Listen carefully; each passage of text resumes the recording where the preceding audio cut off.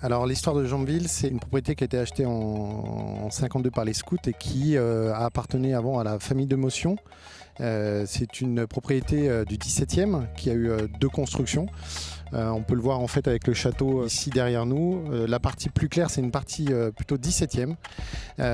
Donc le château était orienté côté ouest, et puis au 18e, ça a été retourné. On voit la façade qui est un peu plus claire sur ma droite. Voilà, ils ont réaligné ce qu'on appelle l'allée des Tilleuls et puis l'allée centrale. Et donc on a eu un parc à l'anglaise qui a été remis par rapport à cette propriété. Elle fait 50 hectares et donc c'est une propriété qui a vécu par son occupation. L'activité qu'on a nous aujourd'hui, c'est d'accueillir des scouts forcément. Alors les scouts et guides de France, mais tous les autres mouvements de scoutisme pour venir camper dans la nature. Et puis on est ouvert à tout ce qui est classe, mouvement d'éducation populaire, économie sociale et solidaire autour des entreprises.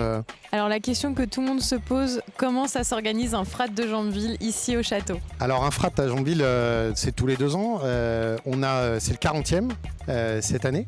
Alors pour nous, c'est un vrai événement. On a 400 personnes qui vont être au service du frat.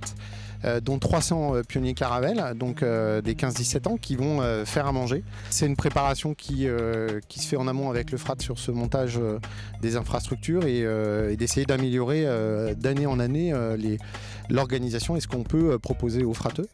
C'est à peu près 6 mois de travail en amont.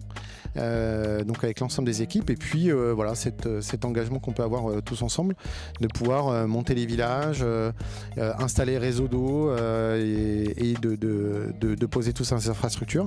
Voilà, donc on sera ravis de recueillir tout le monde pour cet événement.